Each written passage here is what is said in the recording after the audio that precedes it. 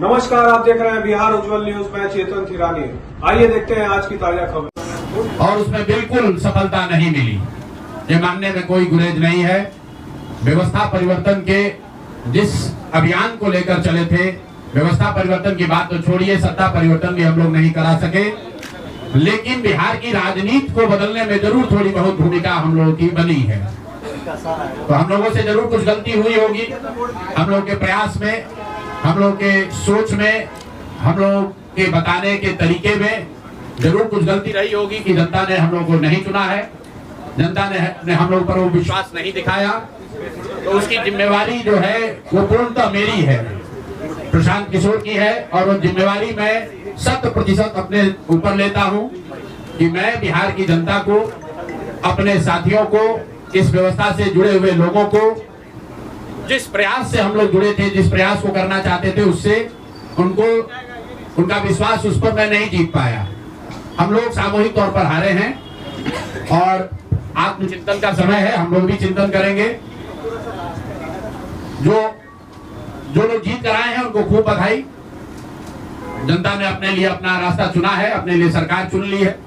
अब नीतीश जी और भाजपा के लोगों पर जिम्मेवारी है कि बिहार में जिन बातों को लेकर वो सत्ता में आए हैं, बिहार में तरक्की हो, बिहार में भ्रष्टाचार से जो जनता जूझ रही है, भ्रष्टाचार खत्म हो, यहाँ पर लोगों के लिए रोजी रोजगार हो, और सबसे बढ़ के जो मुद्दा है पलायन का, बिहार से पलायन बंद हो। हम लोगों से जो गलती हुई है, जिन लोगों ने जन स्वराज के विचार पर इस सोच से इस प्रयास से जुड़कर एक सपना देखा था, एक उनकी सोच बनी थी, उनकी आशा की किरण जगी थी कि बिहार में एक नई व्यवस्था बनाई जा सकती है, उन सब के आशाओं पर, अपेक्षाओं पर, उनके सपनों पर खरा नहीं उतरने के लिए जो दोष है वो मेरा है। इसलिए मैं आपसे विनम्रता से आपसे माफी मांगता हूं कि मैं आपके सपनों के अनुसार, आपके सोच के अनुसार वो व्यवस्था बनाने में नाकामयाब रहा हूं।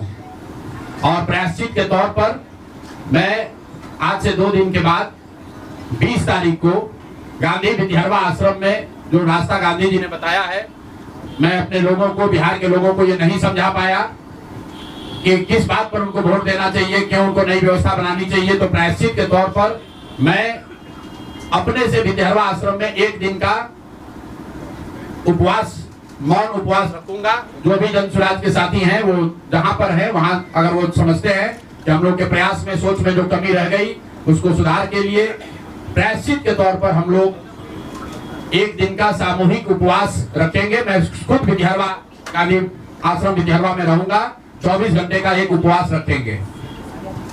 गलती हम लोगों से हुई होगी, कमी रही होगी, लेकिन हम लोगों ने कोई गुनाह नहीं किया है।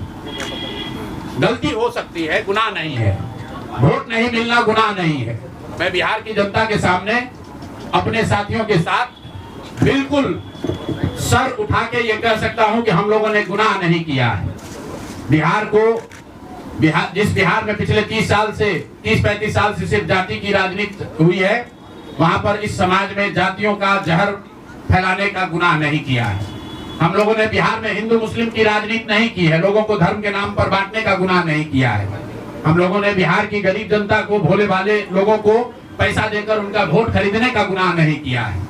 जिन लोगों ने ये गुनाह किया होगा, अगर वो आज जीत भी गए हैं तो उनको उसका हिसाब देना ही पड़ेगा। वो आज दे या कल दे, वो होगा ही होगा। मैं पिछले 2.5-3 सालों में अपने वक्तव्यों में अक्सर महाभारत के चक्रव्यूह की, अभिमन्यु के वध की कहानी सुनाता रहा हूं। जिस धर्म युद्ध की बात हम लोग करते हैं, पांडवों के साथ स्वयं भगवान थे, स्वयं भगवान कृष्ण थे, फिर भी अभिमन्यु को घेर कर छल से मार दिया गया।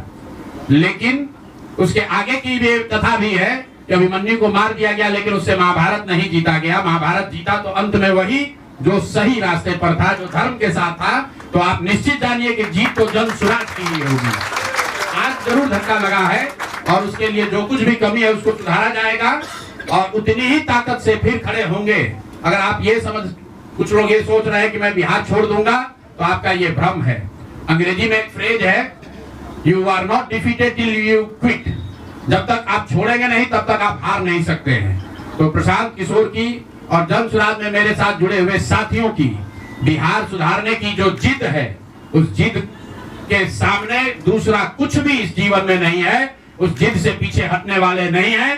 पूरी ताकत से, पूरी ईमानदारी से लोग कह रहे हैं कि मैंने 3 साढ़े, क्योंकि उन्होंने कहा है कि 10,000 रुपया बयाना ले लीजिए, जब मैं जीत कर आऊंगा आपको 2-2 लाख रुपए दूंगा, ताकि सब लोग अपने पैर पर खड़े हो जाएंगे। तो जन स्वराज के लोग अब ब्लॉक में, और जिन लोगों ने, आपने सुना होगा सहारा में लोगों को कहा गया पैसा डबल हो जाएगा, सहारा के जिन लोगों ने एजेंट बनकर, समाज के कई लोगों ने सहारा में पैसा जमा कराया, सहारा वाले भाग गए तो लोग एजेंट को खोज रहे हैं। तो जो सरकारी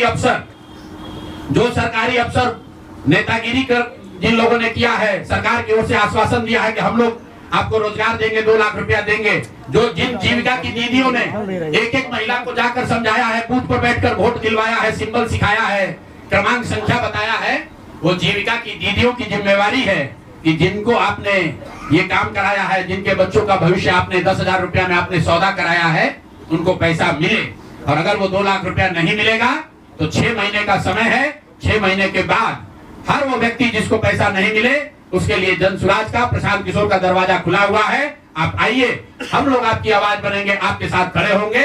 हम लोग विधायक सांसद नहीं है, लेकिन समाज में हमारी ताकत जो आवाज है, आपके आशीर्वाद से वो आवाज आपके साथ जोड़ेंगे और हर हालत में आपको ये 2 लाख रुपया मिले, इसकी लड़ाई को जारी रखेंगे। दूसरी बात जो करके मैं खत्म करूंगा, चुनाव से पहले सरकार के भ्रष्टाचार को लेकर, भ्रष्टाचारी मंत्रियों को लेकर इसी जगह पर हम लोगों ने कई प्रेस कॉन्फ्रेंस किए हैं। नीतीश कुमार को कभी व्यक्तिगत तौर पर बेईमान नहीं बताया गया है, भ्रष्ट नहीं बताया गया है, लेकिन हम लोगों का ये मानना था कि नीतीश जी का स्वास्थ्य अच्छा नहीं है, अगल बगल के लोग लूट रहे हैं, चला रहे हैं। अभी परिणाम आए हैं, नीतीश जी को देखकर लग रहा है कि नीतीश जी बिल्कुल स्वस्थ दिख रहे हैं। तो अब मेरी उनसे अपेक्षा है कि 2 दिन के बाद अभी मंत्रिमंडल बनने वाला है। कल प्रधानमंत्री जी ने भी कहा है कि बहुत बड़ी जिम्मेवारी है, हम लोग इलेक्शन मोड में नहीं, इमोशनल मोड में हैं। तो उसी इमोशनल मोड में मेरी आपसे अपेक्षा है कि भारतीय जनता पार्टी की लीडरशिप और नीतीश कुमार एक ऐसा स्वच्छ मंत्रिमंडल बनाएं जिसमें कोई दागी मंत्री न हो, कोई भ्रष्टाचारी न हो। जनता ने आपको सरकार बनाने का मैंडेट दिया है, भ्रष्टाचार करने का, भ्रष्टाचारियों को सरकार में शामिल करने का मैंडेट नहीं दिया है, भ्रष्टाचार करने का मैंडेट नहीं दिया है, लूटने का मैंडेट नहीं दिया है। तो मैंडेट, बिल्कुल मैंडेट का सम्मान है। जनता लोकतंत्र है, जनता मालिक है, जनता ने जिनको सत्ता में बैठाया है वो सत्ता में बैठे, लेकिन सत्ता में बैठकर लूटने का मैंडेट जनता ने नहीं दिया है। तो मेरी अपेक्षा है कि नीतीश जी, माननीय प्रधानमंत्री मोदी जी, अमित शाह जी, जिन्होंने बिहार की जनता को ये बताया है कि हम आपका विकास करेंगे, आपके बच्चे अब गुजरात नहीं जाएंगे मजदूरी करने, तो भाई अब आपकी जिम्मेवारी है ऐसा मंत्रिमंडल बनाइए ताकि बिहार के लोगों का पलायन बंद हो, यहाँ से बेरोजगारी खत्म हो, और जो पिछले 5 साल से लोग भ्रष्टाचार से जूझ रहे हैं वो आगे भ्रष्टाचार न हो। मेरी बात यहाँ खत्म हुई। अब आपके जो सवाल हैं वो आप सवाल कर सकते हैं। बहुत बहुत